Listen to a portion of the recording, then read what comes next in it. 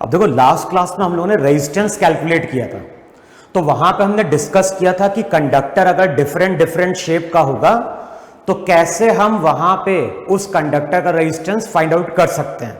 लेकिन जब भी हम रेजिस्टेंस कैलकुलेट करने जाते हैं तो हमेशा हमें यह देखना पड़ता है कि किन दो पॉइंट के क्रॉस हमें रेजिस्टेंस क्या करना है, फाइंड आउट करना है, क्योंकि उसी के अकॉर्डिंग हम लेंथ कंसिडर करते हैं, उसी के अकॉर्डिंग हम वहां पे क्या करते थे, एरिया चूज करते थे वहां पे।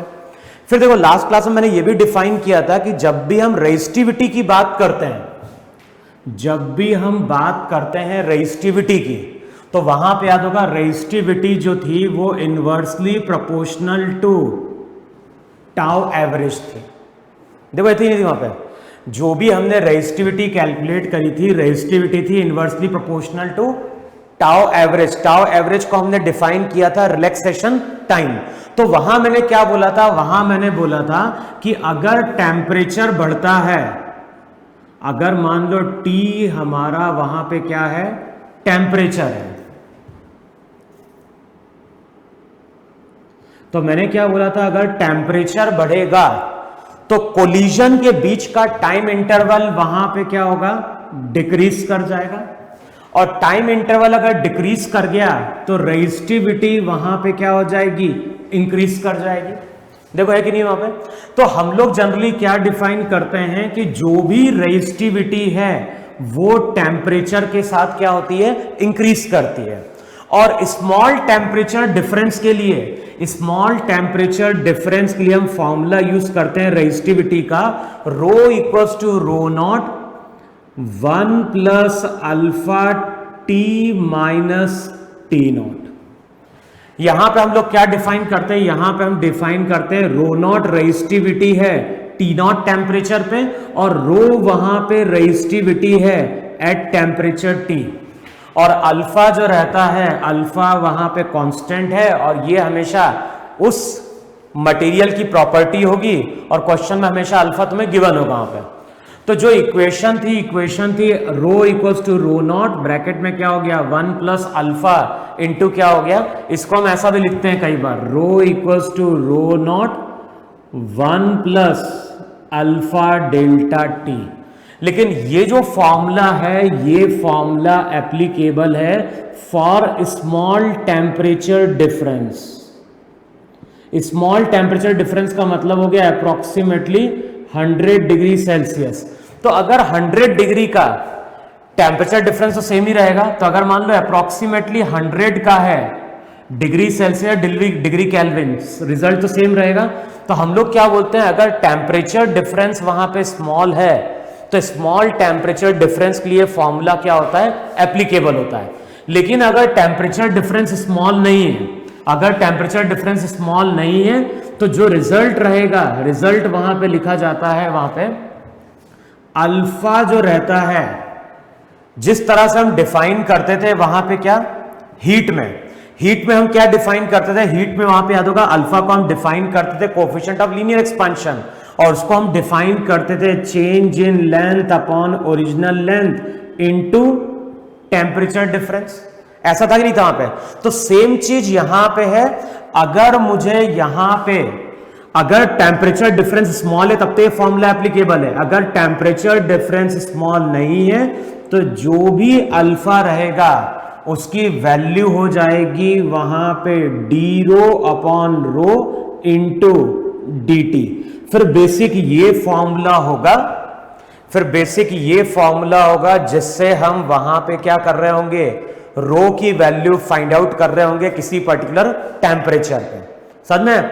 तो अगर मुझे रेजिस्टिविटी कैलकुलेट करनी है तो फॉर्मूला ये है, alpha equals to d rho upon rho into d t, और इसी टर्म को हम सेपरेट आउट करते हैं, इंटीग्रेट करते हैं, तो स्मॉल टेम्परेचर डिफरेंस के लिए ये रिलेशन अप्रोक्सीमेटली निकल के आता है, rho equals to rho not 1 plus alpha delta T.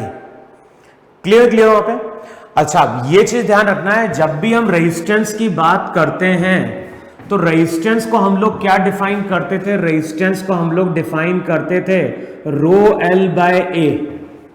अब जब टेम्परेचर बढ़ेगा तो लेंथ और एरिया भी वहां पे क्या होते हैं, चेंज होते हैं, लेकिन ये चेंज जो है, ये चेंज इतना सिग्निफिकेंट नहीं होता है। वैसे जनरली हम लोग क्या बोलते हैं, वैसे हम लोग जनरली बोलते हैं किसी भी चीज को हीट करोगे तो वो बॉडी वहां पे क्या कर जाएगी, एक्सपांड कर जाएगी। लेकिन मैं क्या बोल रहा हूं, मैं यहां पे बोल रहा हूं कि इस केस में जो हम कंडक्टर का टेम्परेचर बढ़ाते हैं तो लेंथ और एरिया उसमें चेंज इतना ज्यादा नहीं होता है, तो हम यहां से बोल देते हैं कि जो भी आर है वो एक्चुअली डायरेक्टली प्रोपोर्शनल टू क्या हो जाता है, रो हो जाता है। इसका मतलब है जिस तरह से रो वेरी करता है उसी तरह से वहां पे रेजिस्टेंस वेरी करता है, तो इक्वेशन हो जाती है R equals to r not 1 plus alpha delta T. लेकिन टेम्परेचर डिफरेंस अगर स्मॉल नहीं होगा तो हम फॉर्मूला यूज करेंगे alpha equals to d r by r into d t. फिर इस फॉर्मूले से हम आर की वैल्यू क्या करेंगे, फाइंड आउट करेंगे। और इसमें 2 क्वेश्चन लिख लो तो तुम्हें समझ में आ जाएगा कि कब ये फॉर्मूला यूज करना है और कब ये वाला फॉर्मूला क्या करना है, यूज करना है। तो लिखो फर्स्ट क्वेश्चन, लिखो फर्स्ट क्वेश्चन में बोल रहा है the resistance of a thin silver wire, the resistance of a thin silver wire is 1 ओम।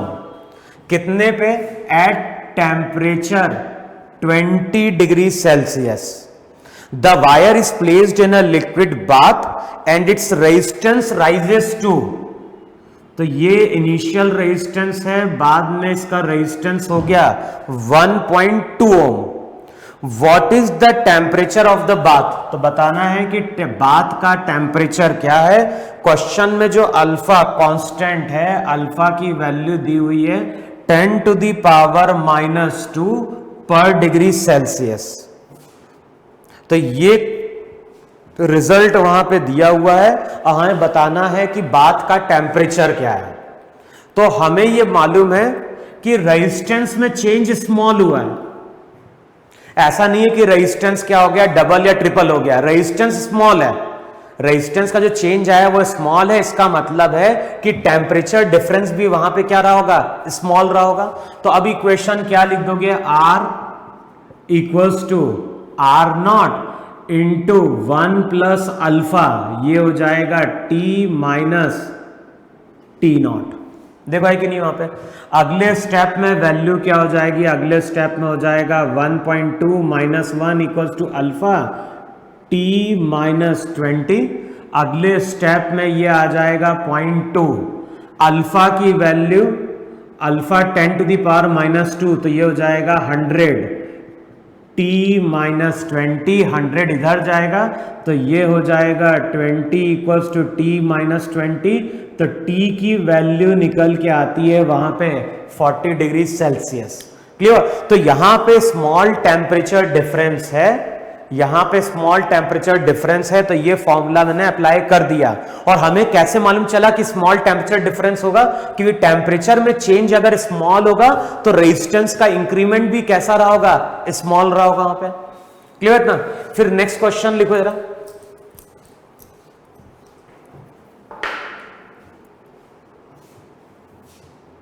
जो नेक्स्ट क्वेश्चन है वो लिखो वहां पे, A conducting wire has resistance of 10 ohm at 0 degree Celsius. तो इसका रेजिस्टेंस 10 ओम है, कितने पे, at 0 degree Celsius. And alpha alpha की वैल्यू दी हुई है 1/273 डिग्री पर डिग्री सेल्सियस, है ना। अब क्वेश्चन में क्या बोल रहा है, then determine its resistance at, तो हमें रेजिस्टेंस फाइंड आउट करना है एट टेम्परेचर, और कितना दिया है, एट टेम्परेचर दिया है 273 डिग्री सेल्सियस। तो हमें इस टेम्परेचर पे क्या करना है, वैल्यू फाइंड आउट करनी है। अब बताओ टेम्परेचर डिफरेंस कैसा है, तो हमें मालूम है टेम्परेचर डिफरेंस स्मॉल नहीं है, और टेम्परेचर डिफरेंस अगर स्मॉल नहीं है तो इसका मतलब है कि ये वाला फॉर्मूला एप्लीकेबल नहीं होगा। फिर इस फॉर्मूले में जाएंगे, और इस फॉर्मूले में जाओगे तो d r by r alpha d t के बराबर होगा। अल्फा को हमने कांस्टेंट माना है, टर्म को सेपरेट आउट करो तो ये हो जाएगा dr/r का log r, कहां से कहां तक, इनिशियली 10 है, बाद में r है, अल्फा की वैल्यू वही dt का क्या हो गया t, और लिमिट कहां से कहां पुट करना है, 0 से लेके 273 तक, सबकी वैल्यू पुट कर दो, सॉल्व कर दो, यहां से हमें r की वैल्यू मिल जाएगी। क्लियर वहां पे? तो इस तरह से वहां पे हम r की वैल्यू क्या कर सकते हैं, कैलकुलेट कर सकते हैं। तो ये ध्यान रखना है, रेजिस्टिविटी और रेजिस्टेंस, रेजिस्टिविटी की बात करें या रेजिस्टेंस की बात करें, दोनों टेम्परेचर के साथ इंक्रीज करते हैं। अगर हम रेजिस्टेंस की बात कर रहे हैं तो ये फॉर्मूला एप्लीकेबल होगा जब स्मॉल टेम्परेचर डिफरेंस होगा, और टेम्परेचर डिफरेंस अगर टेम्परेचर डिफरेंस ज्यादा है तो इस फॉर्मूले से हम रेजिस्टेंस क्या करेंगे, कैलकुलेट करेंगे। और ध्यान रखना, मेटल के केस में हम लोग बात कर रहे हैं मेटल कंडक्टर की, तो ये रिजल्ट ध्यान रखना है, मेटल के केस में टेम्परेचर बढ़ेगा तो रेजिस्टेंस भी बढ़ेगा, लेकिन नॉन मेटल में उल्टा होता है। अगर नॉन मेटल है तो वहां पे हम बोलते हैं टेम्परेचर बढ़ेगा तो रेजिस्टेंस वहां पे क्या होगा, घटेगा। तो यहां पे रेजिस्टेंस बढ़ना चाहिए, इसका मतलब है कि अल्फा जो कांस्टेंट है वो हमेशा क्या होना चाहिए, पॉजिटिव होना चाहिए। क्लियर ना? फिर देखो लास्ट क्लास मैंने क्या बोला था कि एक तो हम बात करेंगे रेजिस्टेंस की, कि रेजिस्टेंस किस तरह से टेम्परेचर पर डिपेंड करता है, साथ में हम लोगों ने बोला था कि बात करेंगे वहां पे किसकी, करंट डेंसिटी की भी। तो नेक्स्ट डायग्राम ड्रॉ करो अब तुम यहां पे, कि अगर मैं तुमसे बोल रहा हूं कि यहां पे हमारे पास एक वायर है, यहां पे हमारे पास एक वायर है, और बोल रहा हूं कि इस वायर से इस डायरेक्शन में करंट क्या कर रहा है, पास कर रहा है। यहां पे मैंने कोई एरिया लिया, यहां पे हमने रॉड का कुछ एरिया लिया, और मान लो ये जो एरिया है ये एरिया डेल्टा एस है। अब इस डेल्टा एस से हर जगह चार्ज क्या हो रहा है, पास कर रहा है, और चार्ज पास कर रहा है तो हर जगह वहां पे क्या होगा, करंट पास कर रहा होगा। तो अब मैं बोल रहा हूं कि यहां पे डेल्टा आई करंट है, तो यहां पे डेल्टा आई करंट है जो डेल्टा एस से नॉर्मली क्या हो रहा है, पास कर रहा है। अब हम लोग यहां पे नेक्स्ट जो टर्म डिफाइन करने जा रहे हैं वो डिफाइन करने जा रहे हैं करंट डेंसिटी। और जो भी करंट डेंसिटी है उसको हम किससे डिनोट करते हैं, उसको डिनोट करते हैं जे से। अब करंट डेंसिटी को हम क्या डिफाइन करते हैं, करंट डेंसिटी को हम डिफाइन करते हैं current per unit area. Unit area से जो करंट पास करता है उसी को वहां पे हम करंट डेंसिटी बोलते हैं। अब बताओ इस केस में डेल्टा आई करंट पास कर रहा है, कितने एरिया से पास कर रहा है, डेल्टा एस एरिया से पास कर रहा है, तो हम बोलेंगे जो करंट डेंसिटी होगी वो हो जाएगी delta I by delta S. समझ में? करंट डेंसिटी जो रहेगी वो हो जाएगी current per unit area. Area कौन सा कंसिडर करना है, तो एरिया में वो कंसिडर करना है जो करंट से कैसा है, परपेंडिकुलर है करंट पे।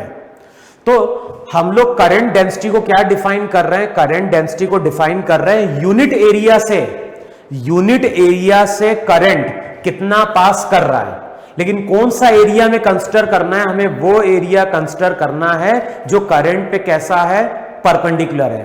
तो यूनिट एरिया से पर सेकेंड में कितना करंट पास कर रहा है परपेंडिकुलरली, वही हमारी क्या होती है, करंट डेंसिटी होती है।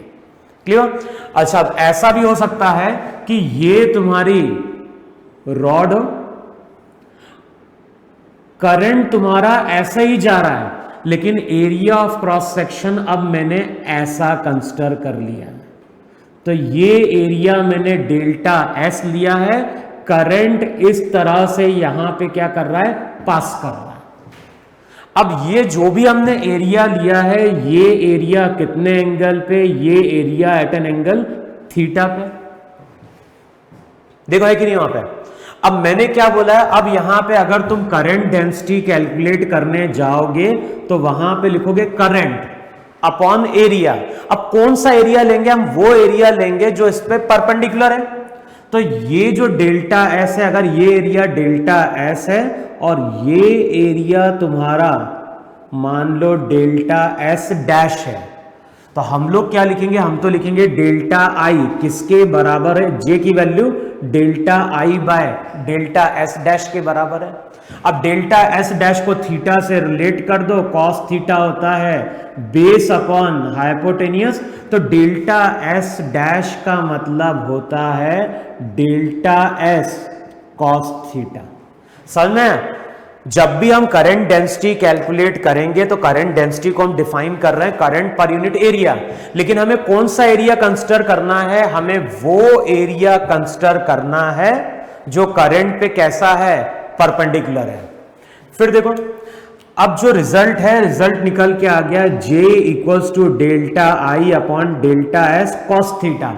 अब मैं बोल रहा हूं कि मान लो एरिया स्मॉल है, एरिया स्मॉल है, तो जो करंट पास करेगा वो भी क्या होगा, वो भी वहां पे स्मॉल हो जाएगा।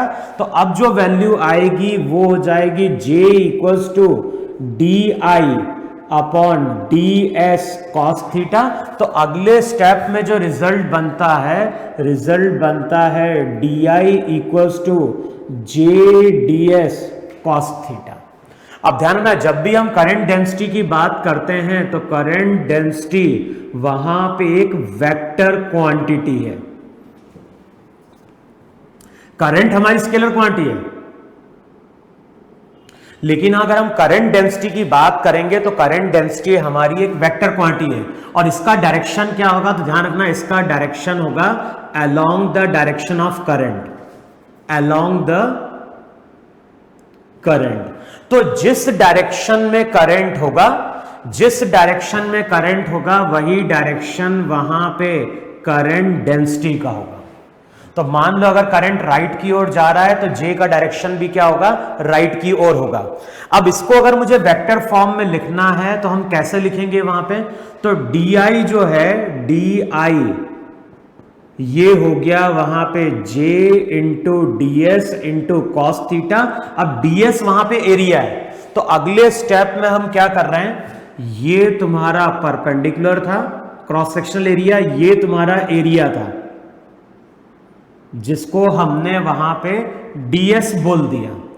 अब मैं क्या बोल रहा हूं, हमने गॉस लॉ में पढ़ा था कि एरिया को हम वेक्टर की तरह ट्रीट कर सकते हैं, और जब इसको हम वेक्टर कंसीडर करते हैं तो इसका direction perpendicular to the surface होता है। गॉस थ्योरम में हमने डिस्कस किया था कि एरिया को भी हम वेक्टर मान सकते हैं, लेकिन एरिया को जब वेक्टर मानेंगे तो एरिया वेक्टर जो रहेगा वो हमेशा सरफेस पे कैसा होगा, परपेंडिकुलर होगा। अब बताओ ये एंगल वहां पे थीटा है, जे इस डायरेक्शन में है कि नहीं है, ये एंगल थीटा 90 माइनस थीटा 90, तो ये एंगल कितना हो गया, थीटा हो गया। तो हम ये बोल सकते नहीं बोल सकते हैं थीटा किसके बीच का एंगल है, थीटा है angle between current density and area vector. तो इसको कई बार ऐसा भी लिखा जाता है D I equals to J dot D S. और ध्यान ना, डी आई तो वहां पे स्मॉल अमाउंट का करंट होगा, और अगर ऐसे बहुत सारे स्मॉल एलिमेंट हैं तो टोटल के लिए इसको हम क्या करते हैं, इंटीग्रेट भी करते हैं। तो आई का मतलब होता है integration of J dot D S. Clear ना? तो आई जो था, आई की वैल्यू वहां पे क्या हो जाएगी, आई की वैल्यू हो जाएगी वहां पे जे डॉट डी एस। तो कुछ क्वेश्चन देखोगे मॉड्यूल में ऐसे दिए हुए हैं जहां पे करंट डेंसिटी दी होगी, और तो वहां पे हमें क्या कैलकुलेट करना होगा, वहां पे हमें कैलकुलेट करना होगा करंट। तो इस फॉर्मूले को यूज करना है। पहले हम क्या करेंगे, एक स्मॉल एरिया से पास करने वाला करंट कैलकुलेट करेंगे, और टोटल के लिए इसको हम क्या कर देंगे, इंटीग्रेट कर देंगे। और मैं बता देता हूं मॉड्यूल में इस तरह का एक क्वेश्चन है कि वहां पे क्वेश्चन में क्या बोलता है, क्वेश्चन में बोलता है कि हमारे पास एक वायर है, वायर का क्रॉस सेक्शनल एरिया या वायर का रेडियस वहां पे r है, इस वायर से पास कर रहा है करंट, और जो भी J करंट डेंसिटी है उसकी इक्वेशन दी हुई थी J0 1 minus x by r, x represent कर रहा है डिस्टेंस फ्रॉम द सेंटर। तो यहां पे करंट डेंसिटी x के साथ वेरी कर रही है और ये रिजल्ट एप्लीकेबल है 0 से लेके r/2 तक। और फिर क्या बोलता है, x की वैल्यू जैसे ही r/2 को क्रॉस करती है तो r/2 से लेके r तक जो था वो रिलेशन दिया है J equals to J0 into x. तो यहां पे करंट डेंसिटी, यहां पे जो करंट डेंसिटी वो x के साथ वेरी कर रही है। और ध्यान रखना x कौन सा डिस्टेंस है, x डिस्टेंस है फ्रॉम द सेंटर। तो जैसे जैसे हम दूर जा रहे हैं J वेरी कर रहा है। और यहां पे अगर देखोगे तो यहां पे J x की वैल्यू कुछ पुट करो वहां पे, इसको ऐसा था x बाय आर माइनस 1, ऐसी थी इक्वेशन वहां पे। तो वहां पे J इनिशियली वेरी कर रहा है x बाय आर माइनस 1, पहले x की वैल्यू 0 पुट कर दो, J नेगेटिव आ गया। नेगेटिव का मतलब इधर की ओर। और यहां पे अगर देखोगे x की वैल्यू कुछ भी पुट करोगे ग्रेटर देन r/2 तो J पॉजिटिव आ जाएगा। इसका मतलब है 0 से लेके r/2 तक। अगर हम इस सर्कुलर रीजन की बात करें तो इसको आप दो पार्ट में डिवाइड कर दो। 0 से लेके r/2 का जो रीजन है वहां पे करंट अंदर की ओर जा रहा है, और 0 r/2 से लेके r तक देखोगे तो करंट जो रहेगा वो कहां जा रहा होगा, बाहर की ओर जा रहा होगा वहां पे। अब करंट डेंसिटी मेरी क्या है, वेक्टर क्वांटिटी है वहां पे। तो यहां पे अब तुम क्या करोगे, पहले J की वैल्यू पुट करो। पहले वहां पे करना क्या है, पहले वहां पे इस तरह से एक स्मॉल एलिमेंट लेना है, कितने रेडियस का, x रेडियस का, उसकी थिकनेस ले लो वहां पे dx। यहां पे J की वैल्यू मालूम है, एरिया कितना हो जाएगा, एरिया हो जाएगा वहां पे 2 पाई x इंटू dx। अब इस रीजन से कितना करंट पास करेगा, तो ये हो जाएगा J। यहां पे J की वैल्यू मालूम है, J x पे डिपेंडेंट है, तो J इंटू 2 पाई x इंटू dx। इसको इंटीग्रेट कर दो। अब इसको इंटीग्रेट करोगे तो यहां पे कुछ I1 करंट मिलेगा, इस डायरेक्शन में I2 करंट मिलेगा, और करंट का डायरेक्शन ऑपोजिट है तो इसको हम सिंपली वहां पे क्या कर देंगे, सब्ट्रैक्ट कर देंगे, तो हमें वहां पे मिल जाएगा नेट करंट। समझ में है, जो भी क्रॉस सेक्शन है उसके बीच वाले पार्ट से अगर करंट जा रहा है लेफ्ट की ओर तो बाकी पार्ट से करंट जा रहा है राइट की ओर, तो जो नेट करंट रहेगा वो हो जाएगा वहां पे I2 माइनस वहां पे क्या हो गया, I1। तो देखना मॉड्यूल में क्वेश्चन दिया हुआ है इस तरह का करंट डेंसिटी का, तो वहां पे इस तरह से हम करंट क्या करेंगे, कैलकुलेट करेंगे। अच्छा, दूसरा तुम्हें क्या करके देखना है, ये तुम्हारा होमवर्क है, तुम्हें फाइंड आउट करना है करंट डेंसिटी और इलेक्ट्रिक फील्ड में रिलेशन। समझ में? तुम्हें नेक्स्ट क्या करना है, नेक्स्ट वहां पे रिलेशन फाइंड आउट करना है। कैसे फाइंड आउट करना है, तो J का मतलब क्या होता है, J का मतलब होता है I बाय A। I को हमने क्या डिफाइन किया था, NAVD इंटू E। VD की वैल्यू भी याद है कि नहीं याद है, I था वहां पे NAVD इंटू E। फिर वहां पे ड्रिफ्ट वेलोसिटी की वैल्यू पुट कर दो, और बाद में ये भी रिलेशन यूज करते हैं कि अगर पोटेंशियल डिफरेंस नहीं आता है तो E को हम लिख सकते हैं V बाय LB। तो ये सब रिलेशन यूज करना और चेक करना रिलेशन क्या निकल के आता है। तो ऐसा कुछ रिलेशन आता है J equals to E by rho, ऐसा कुछ रिलेशन बनता है। 1 बाय रो को कुछ बुक में सिग्मा से डिनोट कर देता है, तो कई बार बुक में देखोगे J equals to sigma into E भी लिख देता है। सिग्मा का मतलब बोल देता है वो वहां पे 1 बाय रो। तो अब तुम्हें करना क्या है, इन फॉर्मूलों को यूज करना है, फॉर्मूले को यूज करते हुए ये प्रूफ कर लेना कि J और E आपस में इस तरह से रिलेटेड है कि नहीं है, कि J इक्वल्स टू कितना हो गया, E बाय रो। क्लियर इतना होता है, तो इतना नोट डाउन कर ले रहा हूं।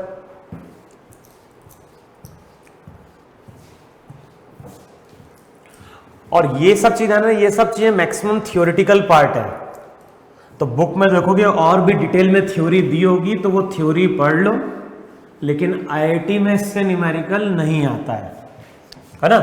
अब जो नेक्स्ट टर्म हम लोग डिफाइन करने जा रहे हैं, वो नेक्स्ट टर्म को हम लोग डिफाइन कर रहे हैं पावर।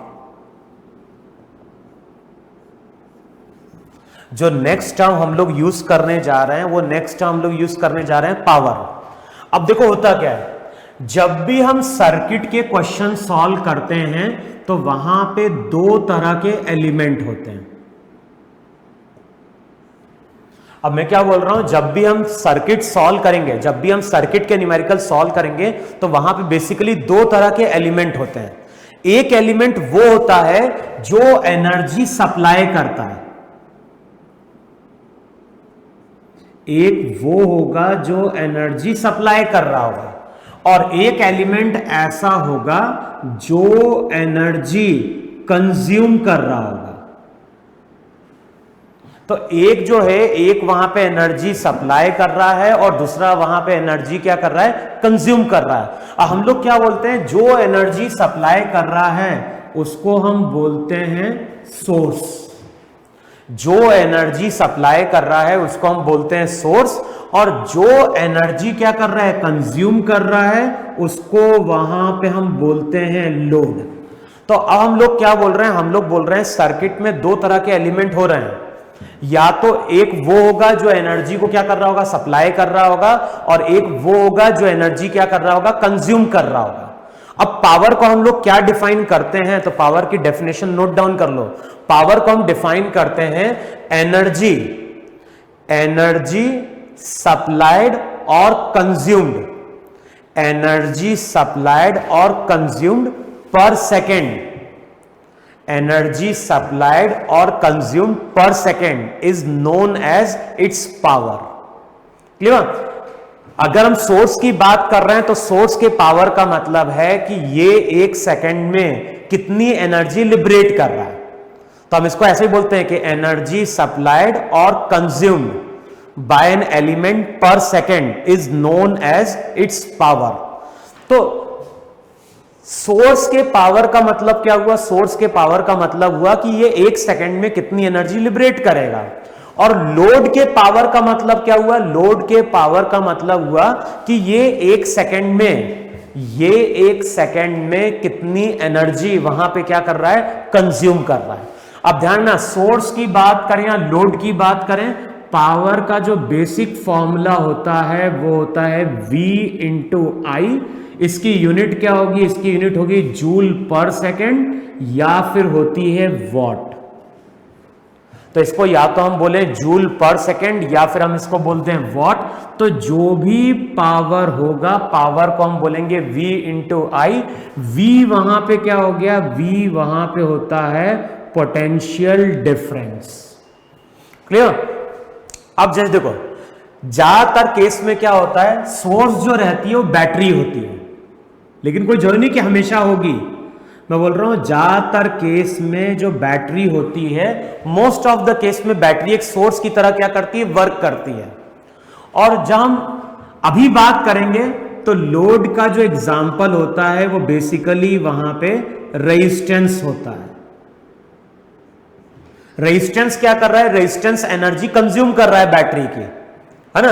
तो अभी जो हम न्यूमेरिकल सॉल्व करेंगे तो उसमें रेजिस्टेंस जो रहेगा, रेजिस्टेंस लोड होगा, वो केवल एनर्जी क्या कर रहा होगा, कंज्यूम कर रहा होगा। लेकिन कुछ केस में बैटरी एनर्जी सप्लाई करती है, कुछ केस में बैटरी एनर्जी क्या करती है, लेती भी है। तो अब कैसे हम आइडेंटिफाई करें कि कौन सा सोर्स है और कौन सा वहां पे लोड है। तो प्रॉपर्टी ध्यान रखना है कि अगर कोई भी सोर्स होगा तो वहां पे याद होगा, एक उसका हायर पोटेंशियल होता है, एक लोअर पोटेंशियल होता है। सिमिलरली अगर हम लोड की बात कर रहे हैं तो उसके क्रॉस भी क्या होगा, पोटेंशियल डिफरेंस होगा, एक हायर पोटेंशियल पे होगा और एक क्या होगा, लोअर पोटेंशियल पे होगा।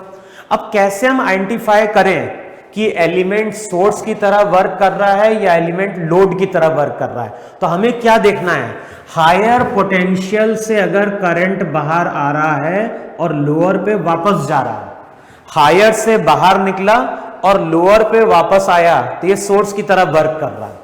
लेकिन अगर करंट हायर पे एंटर कर गया, अगर करंट हायर पे एंटर कर गया और नेगेटिव वाले से बाहर आया, तो हम बोलेंगे कि ये जो है ये यहां पे एक लोड की तरह क्या कर रहा है, वर्क कर रहा है। क्लियर? अब मैं अगर जैसे बोलता हूं कि एक बैटरी है, मान लो एक बैटरी है, और अब मैं अगर बोल रहा हूं कि बैटरी का ईएमएफ कितना है, ई, और ये चीज हम लोगों ने पढ़ी थी, क्या पढ़ी थी कि जो बैटरी का ईएमएफ होता है वही बैटरी के अक्रॉस क्या होता है, पोटेंशियल डिफरेंस होता है, अगर बैटरी हमारी आइडियल है। आइडियल बैटरी के केस में जो ईएमएफ है वही पोटेंशियल डिफरेंस है। मान लो बैटरी यहां पे आई करंट सप्लाई कर रही है, तो हम बोलेंगे बैटरी जो है, बैटरी है एज अ सोर्स। अच्छा, अब बैटरी का पावर कितना है? अब मैं अगर तुमसे पूछता हूं कि बैटरी का पावर कितना है, तो बैटरी का पावर हो जाएगा V इंटू आई, तो ये होगा E इंटू आई। जैसे मान लो करंट की वैल्यू दी हुई है 2 एम्पियर, बैटरी का ईएमएफ दिया है 40 वोल्ट, तो अब क्या हो जाएगा, ये हो जाएगा 80 वॉट। वॉट का मतलब जूल पर सेकेंड। इसका मतलब है कि हर एक सेकेंड में बैटरी 80 जूल एनर्जी क्या कर रही है, सर्किट को दे रही है। सिमिलरली हमने ये भी पढ़ा है कि अगर कोई वायर है, वायर का रेजिस्टेंस कितना है, R। अब ध्यान है ये क्या है, ये सिंबल है। जब हम रेजिस्टेंस की बात करते हैं तो रेजिस्टेंस तो बहुत सारी चीजों पर डिपेंड कर रहा है। वो डिपेंड कर रहा है लेंथ पे, कंडक्टर के एरिया ऑफ क्रॉस सेक्शन पे, मटेरियल पे, है कि नहीं। तो ये जो रहता है ये बेसिकली एक सिंबल है। जैसे अगर मैं बोल रहा हूं कि ये तुम्हारा वायर है, इस वायर की लेंथ है, एरिया है, मटेरियल है, तो इस वायर का कुछ रेजिस्टेंस होगा। अब उस रेजिस्टेंस को हम इस सिंबल से डिनोट करते हैं। अब ओम्स लॉ क्या बोलता है, ओम्स लॉ बोलता है कि अगर इस वायर से आई करंट पास कर रहा है तो उसके कारण इसके अक्रॉस बन जाता है पोटेंशियल डिफरेंस V। और ध्यान ना, करंट हमेशा फ्लो करता है, करंट का मतलब होता है मोशन ऑफ पॉजिटिव चार्ज, और पॉजिटिव चार्ज को हम फ्लो कराते हैं हायर पोटेंशियल से लोअर पोटेंशियल की ओर। देखो यही था कि नहीं था वहां पे। तो अब तुम यहां पे क्या बोलोगे, अब तुम यहां पे बोलोगे कि जो रेजिस्टेंस है, इस रेजिस्टेंस के अक्रॉस पोटेंशियल डिफरेंस बन गया V।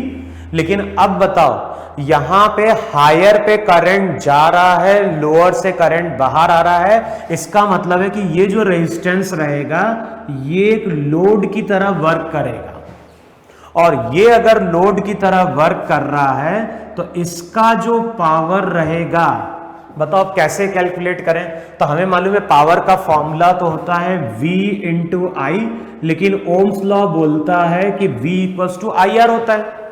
ओम्स लॉ क्या डिफाइन कर रहा है कि इस कंडक्टर के क्रॉस अगर पोटेंशियल डिफरेंस V है तो V की वैल्यू कितनी हो जाएगी, I इंटू R हो जाएगी। V की वैल्यू पुट करोगे तो ये हो जाएगा I स्क्वायर R। तो I स्क्वायर R क्या रिप्रेजेंट कर रहा है, इस रेजिस्टेंस का पावर। इसका मतलब है कि हर एक सेकेंड में ये रेजिस्टेंस इतनी एनर्जी क्या कर रहा है, कंज्यूम कर रहा है। और ध्यान ना, आगे डिस्कस करेंगे, जो भी ये एनर्जी कंज्यूम करता है वही एनर्जी हीट के फॉर्म में क्या होती है, बाहर निकल जाती है। तो अब तुम इसको ऐसा भी लिख सकते हो, I की जगह लिख सकते हो V बाय R, तो formula V square by R भी होता है वहां पे। देखो है कि नहीं वहां पे। तो एक सेकंड में बैटरी कितनी एनर्जी सप्लाई कर रही है, E इंटू आई। एक सेकंड में ये कितनी एनर्जी क्या कर रहा है, कंज्यूम कर रहा है। तो उसका फॉर्मूला हो जाएगा V इंटू आई, या फिर I स्क्वायर R, या फिर क्या हो जाएगा V स्क्वायर R। क्लियर इतना। तो जब भी हम पावर की बात करेंगे तो पावर का मतलब केवल यही है कि एक सेकंड में वो कितनी एनर्जी कंज्यूम कर रहा है, या फिर एक सेकंड में वो कितनी एनर्जी क्या कर रहा है, लिबरेट कर रहा है। क्लियर। फिर नेक्स्ट जो टर्म हम बात करने जा रहे हैं, हम बात करने जा रहे हैं किसकी, बैटरी की।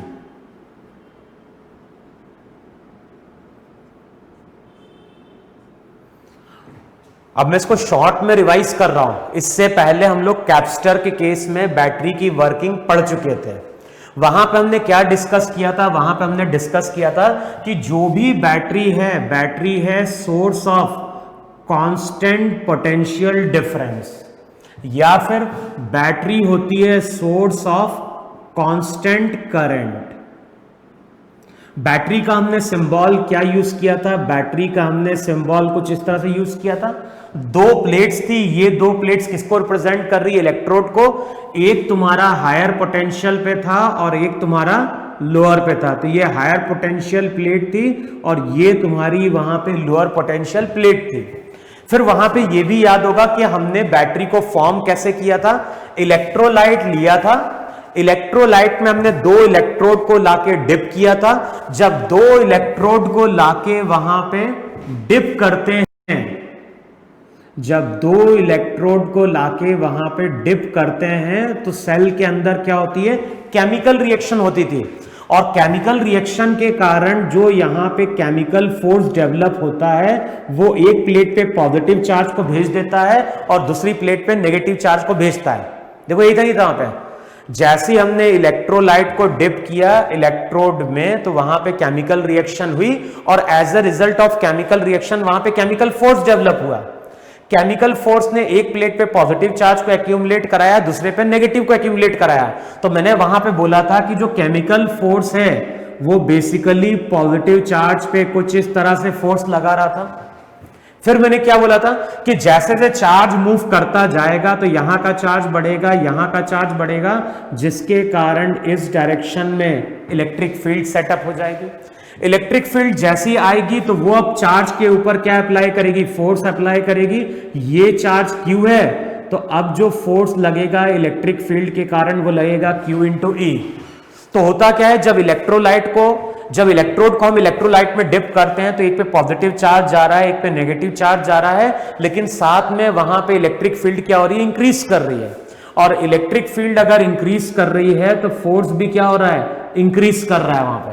और एक टाइम ऐसा आता है जब Fc इक्वल्स टू Fe आ गया था और हमें याद है कि Fe की वैल्यू वहां पे QE थी, तो Fc निकल के आ गया था वहां पे किसके बराबर? Q इंटू E के बराबर। तो एक टाइम ऐसा आता है, केमिकल फोर्स हम कांस्टेंट लेते हैं कि कांस्टेंट रहता है वहां पे, इलेक्ट्रिक फील्ड का जो फोर्स है वो बढ़ रहा है। एक टाइम आता है दोनों का फोर्स वहां पे इक्वल हो जाता है और जैसे ही दोनों का फोर्स इक्वल होता है इस बैटरी के अंदर चार्ज का फ्लो रुक जाता है। अब इस प्लेट का चार्ज भी कांस्टेंट हो गया, इस प्लेट का चार्ज भी कांस्टेंट हो गया और उस चार्ज के कारण यहां पे क्या आ गया? पोटेंशियल डिफरेंस आ गया। अब मैंने क्या बोला है? मैंने बोला है इन दोनों प्लेट के बीच का जो पोटेंशियल डिफरेंस होता है उसी को हम EMF बोलते हैं। क्लियर? अगर हमारे पास कोई बैटरी है और बैटरी के अंदर कोई चार्ज मूव नहीं कर रहा है, अगर हमारे पास कोई बैटरी है और बैटरी के अंदर कोई चार्ज मूव नहीं कर रहा है तो उस केस में हम क्या बोलते हैं कि बैटरी की जो दो प्लेट्स हैं इनके बीच का जो पोटेंशियल डिफरेंस है वही हमारा वहां पे क्या है? EMF है। क्लियर? तो EMF को हम क्या डिफाइन करते हैं? EMF को हम कई बार ऐसा भी डिफाइन करते हैं कि it is the potential difference between its two plates. It is the potential difference between its two plate when no current is passing through it. तो जब कोई भी करंट पास नहीं कर रहा है तो उस टाइम पे जो पोटेंशियल डिफरेंस है वो हमारा किसके बराबर होता है? वो हमारा EMF के बराबर होता है। अब मान लो इस बैटरी को हम कनेक्ट कर रहे हैं किससे? एक कंडक्टर से। तो वहां पे हमने क्या डिफाइन किया था? वहां पे हमने डिफाइन किया था कि जैसे हम कंडक्टर लगाते हैं तो यहां पे फ्री इलेक्ट्रॉन्स हैं और यहां पे इलेक्ट्रॉन की डेफिशिएंसी है, तो फ्री इलेक्ट्रॉन उसी टाइम पे यहां मूव करते हैं। लेकिन मैंने यह भी लिखवाया था कि जब भी बैटरी वर्क करती है तो उसका पोटेंशियल डिफरेंस हमेशा कांस्टेंट रहता है और पोटेंशियल डिफरेंस कांस्टेंट तभी रह पाएगा जब इसका चार्ज कांस्टेंट रहेगा। और चार्ज कैसे कांस्टेंट रहेगा? उसी टाइम पे बैटरी के अंदर केमिकल रिएक्शन स्टार्ट होती है। ये केमिकल रिएक्शन के कारण एक पॉजिटिव चार्ज यहां पे आता है जो इलेक्ट्रॉन को न्यूट्रलाइज कर देता है, फिर एक्स्ट्रा एक नेगेटिव चार्ज यहां जाता है, वो नेगेटिव चार्ज वापस इधर चला जाता है और ये फिर से क्या बन जाता है, न्यूट्रल बन जाता है। तो इसका मतलब है कि किसी टाइम पे अगर 10 इलेक्ट्रॉन यहां पहुंचे तो उसी टाइम से यहां पे 10 इलेक्ट्रॉन इधर पहुंच जाएंगे। तो जब भी हम कंडक्टर की बात करेंगे तो ये कंडक्टर हमेशा कैसा रहेगा, न्यूट्रल रहेगा। ये जो कंडक्टर रहेगा ये कंडक्टर न्यूट्रल रहेगा, लेकिन कंडक्टर के अंदर इलेक्ट्रिक फील्ड होगी और ये इलेक्ट्रिक फील्ड आएगी किसके कारण, इस बैटरी के कारण। तब हो क्या रहा है, जैसे ही हम बैटरी से कनेक्ट करते हैं अब इस पूरे सर्किट में इलेक्ट्रॉन एंटी क्लॉकवाइज चलना स्टार्ट कर देता है और जिस डायरेक्शन में इलेक्ट्रॉन चलता है उसके ऑपोजिट वहां पे क्या सेटअप होता है, करंट सेटअप होता है। देखो यही था कि नहीं था वहां पे। फिर देखो जब ये बैटरी वर्क कर रही है, जब ये बैटरी वर्क कर रही है तो मैंने क्या बोला कि बैटरी के अंदर क्या हो रहा है। अगर हम बैटरी के अंदर देखेंगे तो बैटरी के अंदर ये हायर, ये नेगेटिव, लोअर। अगर हम बैटरी के बाहर जा रहे हैं तो बैटरी के बाहर करंट का डायरेक्शन यही लिया कि नहीं लिया हमने। और साइन कन्वेंशन क्या था, जो डायरेक्शन करंट का वही डायरेक्शन वहां पे पॉजिटिव चार्ज का। तो बैटरी के बाहर अगर देखोगे तो पॉजिटिव चार्ज फ्लो कर रहा है हायर से लोअर की ओर। और ये मैंने लिखवाया था कि जब भी हम पॉजिटिव चार्ज की बात करते हैं, पॉजिटिव चार्ज की टेंडेंसी हमेशा होती है हायर से लोअर जाने की। तो यहां पे जो बैटरी है, यहां पे जो बैटरी है, बैटरी के बाहर अगर देखोगे तो पॉजिटिव चार्ज अपने आप जा रहा है हायर से लोअर की ओर। लेकिन बैटरी के अंदर अगर आओगे तो बैटरी के अंदर अगर देखोगे तो पॉजिटिव चार्ज मूव कर रहा है लोअर से हायर की ओर। और मैंने क्या बोला था, अगर लोअर से हायर पॉजिटिव चार्ज जा रहा है तो ये अपने आप पॉसिबल नहीं है। क्योंकि मैंने क्या बोला था, इस डायग्राम को हमने वहां पे इस तरह से एक ट्यूब के डायग्राम से वहां पे कंपेयर किया था। और मैंने क्या बोला था, मैंने बोला था कि यहां पे अगर हम एक बॉल को लाके छोड़ते हैं तो बॉल की टेंडेंसी हायर पोटेंशियल एनर्जी से लोअर पोटेंशियल एनर्जी की जाने की ओर है। यानी इसकी नेचुरल टेंडेंसी है, जब भी हम बॉल को छोड़ेंगे it always goes from higher potential energy level to lower potential energy level. लेकिन कभी भी बॉल लोअर से हायर अपने आप नहीं जाती है। अब मुझे अगर बॉल का फ्लो मेंटेन रखना है तो वहां पे एक पर्सन था, पर्सन वहां पे वर्क परफॉर्म कर रहा था। और जब तक ये पर्सन वर्क परफॉर्म करेगा बॉल का फ्लो यहां पे क्या रहेगा, मेंटेन रहेगा। देखो है कि नहीं है वहां पे। इस केस में पर्सन जब तक वर्क परफॉर्म करेगा तब तक ये बॉल का फ्लो वहां पे क्या रहेगा, मेंटेन रहेगा। अच्छा अब ये बताओ वहां पे कि जो पर्सन है, पर्सन यहां पे क्या कर रहा है, वर्क परफॉर्म कर रहा है। तो पर्सन जैसे ही वर्क परफॉर्म करता है तो वर्क के कारण इसको क्या मिल जाती है, एनर्जी मिल जाती है। देखो है कि नहीं है वहां पे। जैसे ही पर्सन वर्क परफॉर्म करता है तो वर्क के कारण उसको क्या मिल गई, एनर्जी मिल गई वहां पे। अब ये जो एनर्जी है, ये एनर्जी को लेके बॉल क्या होता है, मूव करती है। और जब ये मूव करती है तो बॉल यहां से यहां आती है, तो फिर इसकी हायर पोटेंशियल एनर्जी से लोअर पोटेंशियल एनर्जी बॉल आती है वहां पे। तो इस केस में ये पॉसिबल तभी हो पा रहा है क्योंकि पर्सन वर्क परफॉर्म करता है। जैसे ही पर्सन वर्क परफॉर्म करता है वो एनर्जी देता है और एनर्जी लेके वो बॉल फिर से क्या होती है, नीचे आती है। फिर ये पर्सन एनर्जी देता है, फिर ये बॉल क्या होती है, अपनी एनर्जी खर्च करती है और फिर से नीचे आती है वहां पे। अब जिस तरह से मैकेनिज्म यहां पे है सेम मैकेनिज्म यहां पे है। वहां मैंने क्या बोला था, वहां मैंने बोला था कि पॉजिटिव चार्ज जो है वो बैटरी के बाहर मूव कर रहा है हायर से लोअर, लेकिन बैटरी के अंदर अगर देखोगे तो ये मूव कर रहा है लोअर से हायर। तो वहां मैंने डिफाइन किया था कि लोअर से हायर अगर लेके जाना है तो उस केस में हमें वर्क परफॉर्म करना पड़ेगा। और ये वर्क इस केस में कौन परफॉर्म करता है, ये वर्क परफॉर्म करती है बैटरी। देखो है कि नहीं वहां पे। जिस तरह से यहां पे पर्सन वर्क परफॉर्म करके एनर्जी देता है, सिमिलरली यहां पे बैटरी वर्क परफॉर्म करती है तभी जाके ये पॉजिटिव चार्ज लोअर से क्या होता है, हायर पे आता है। और वहां पे हमने डिफाइन किया था एक टर्म ईएमएफ, और रिजल्ट याद होगा ईएमएफ को हमने क्या डिफाइन किया था, ईएमएफ को हमने डिफाइन किया था work done by the battery, या ऐसा लिख दो work done per unit charge.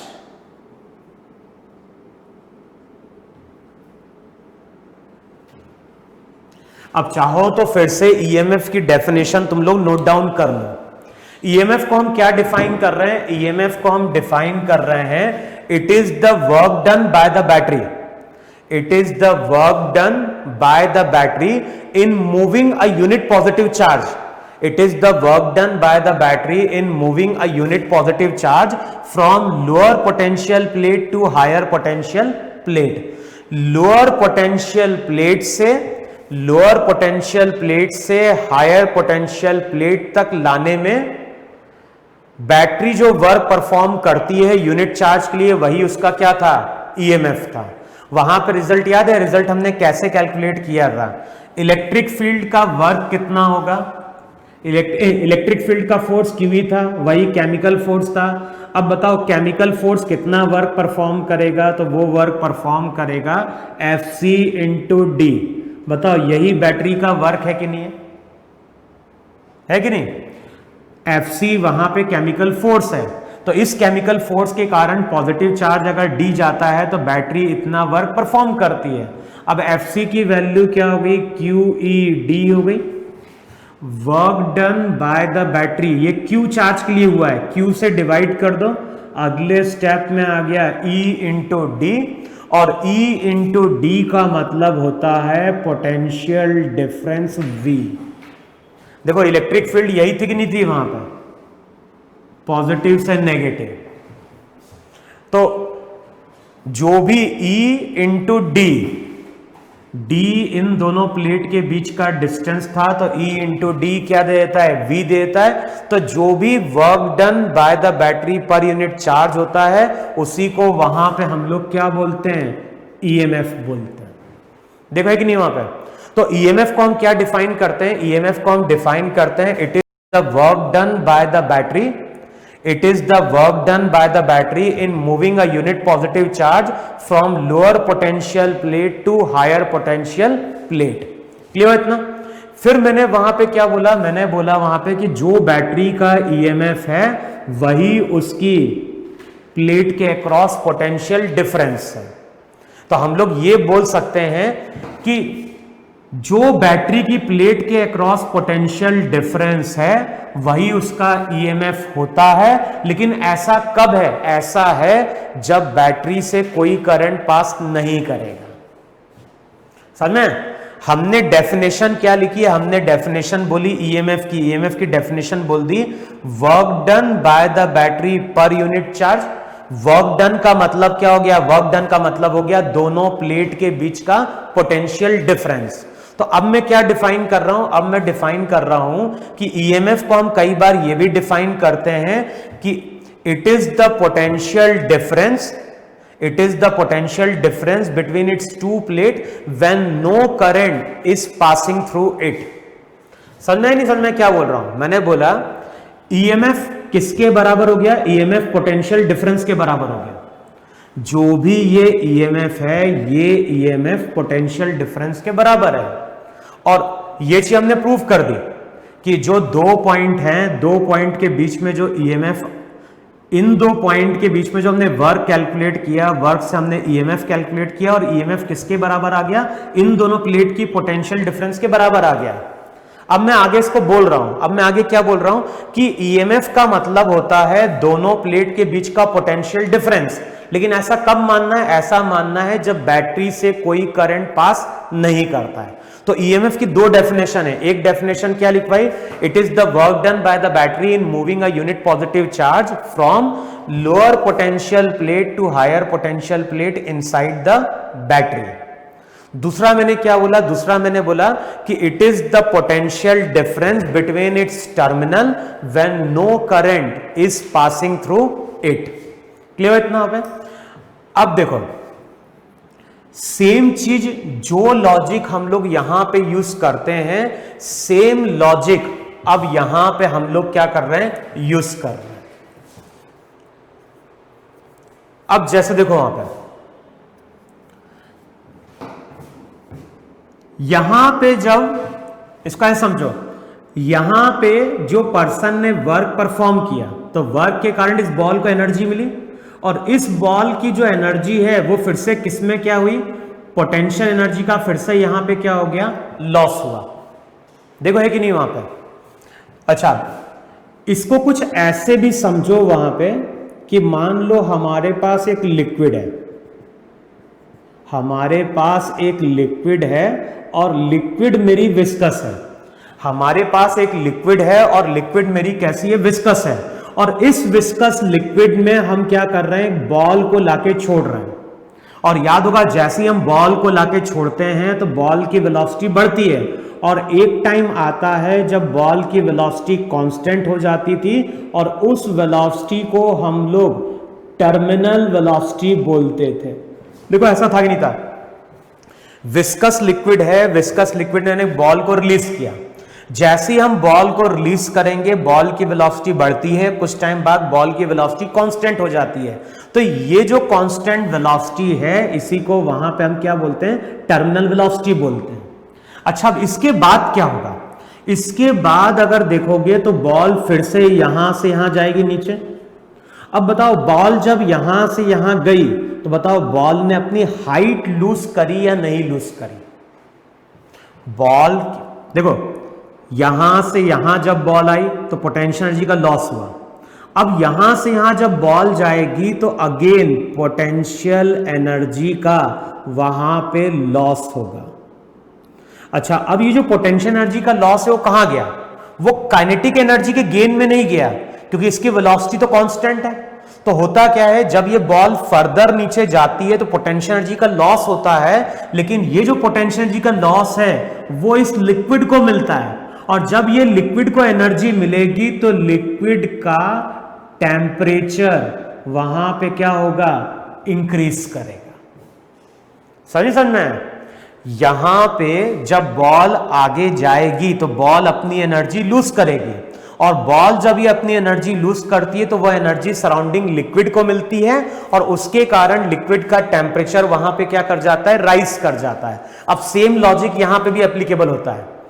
जब हम बैटरी को कनेक्ट कर देते हैं तो बैटरी वहां पे क्या करती है, एनर्जी सप्लाई करती है कुछ इस तरह से। अब जैसे ये बैटरी जैसे ही चार्ज को मूव कराएगी तो चार्ज को एनर्जी देगी। अब ये एनर्जी लेके चार्ज आगे बढ़ेगा, लेकिन जब ये चार्ज आगे बढ़ेगा तो चार्ज तो है कांस्टेंट वेलोसिटी से मूव करता है। ये हम प्रूव कर चुके हैं कि जो भी ड्रिफ्ट वेलोसिटी है वो तो हमारी क्या है, कांस्टेंट है। यहां पे देखो है कि नहीं, वहां पे वीडी किस पे प्रोपोर्शनल थी, वीडी प्रोपोर्शनल थी ई के, है कि नहीं। तो अब तुम यहां पे क्या बोलोगे, अब तुम यहां पे बोलोगे कि जो भी चार्ज पार्टिकल है तो कांस्टेंट वेलोसिटी से चल रहा है, और ये चार्ज पार्टिकल अगर कांस्टेंट वेलोसिटी से चल रहा है तो होता क्या है, बैटरी ने जो भी एनर्जी दी चार्ज पार्टिकल को, वो एनर्जी अब कोलिजन जब होगा तो वो एनर्जी कोलिजन के कारण क्या होगी, लॉस होते जाएगी। कुछ टाइम बाद ये चार्ज यहां पहुंचेगा और ये अपनी पूरी एनर्जी हीट के फॉर्म में क्या कर चुका होगा, लॉस कर चुका होगा। फिर से ये चार्ज पार्टिकल यहां पहुंचेगा, फिर बैटरी इसको एनर्जी देगी, और फिर बैटरी एनर्जी देगी तो एनर्जी लेके फिर से चलेगा। अब जब ये एनर्जी लेके चलेगा तो ये एनर्जी क्या होगा, टकराने के कारण लॉस करता जाएगा। लेकिन मैंने क्या बोला, इसकी खुद की जो ड्रिफ्ट वेलोसिटी है तो कांस्टेंट है। तो अब जो भी एनर्जी का लॉस होगा वो किसको मिलेगा, वो उन आयंस को मिलेगा, और आयंस को मिलेगा तो आयंस को मिलने के कारण उसकी हीट क्या होगी, उसका टेम्परेचर बढ़ जाएगा। तो हम बोलेंगे इतनी एनर्जी हीट के फॉर्म में क्या हो रही है, बाहर आ रही है। तो बैटरी वर्क कैसे कर रही है, तो रिजल्ट ध्यान रखना है, बैटरी ने जितनी भी एनर्जी दी, बैटरी ने जितनी भी एनर्जी दी उतनी एनर्जी ये जो कंडक्टर रहेगा इसका रेजिस्टेंस किसमें कन्वर्ट कर देगा, हीट में। जैसा यहां पे होता है कि एनर्जी का लॉस हीट में जा रहा है, काइनेटिक में नहीं जा रहा है क्योंकि वीटी वेलोसिटी कांस्टेंट है। सेम चीज यहां पे है, जो भी एनर्जी मिलेगी वो काइनेटिक एनर्जी में नहीं जा रही है, तो जो भी लॉस है वो लॉस केवल किस में जा रहा है, हीट में जा रहा है। तो अब फाइनली हम ऐसा बोल सकते हैं,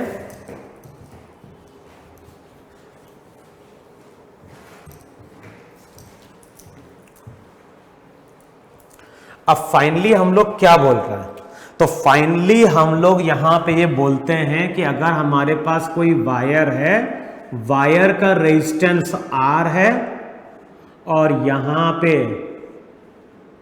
बैटरी है, बैटरी का EMF E, जब भी हम बैटरी से कनेक्ट करेंगे तो बैटरी है यहां पे सोर्स ऑफ कांस्टेंट करंट, तो I करंट कुछ इस तरह से क्या कर रहा होगा, पास कर रहा होगा वहां पे। अब मैं अगर तुमसे पूछता हूं कि बैटरी का पावर कितना है, तो बैटरी का पावर, अब ध्यान ना, बैटरी के पावर का मतलब है एक सेकंड में बैटरी कितनी एनर्जी रिलीज कर रही है, तो एक सेकंड में बैटरी एनर्जी रिलीज कर रही है E इंटू आई। अब मैंने क्या बोला है, बैटरी जो भी एनर्जी देगी वो पूरी की पूरी एनर्जी रेजिस्टेंस किस में कन्वर्ट कर देगा, हीट में।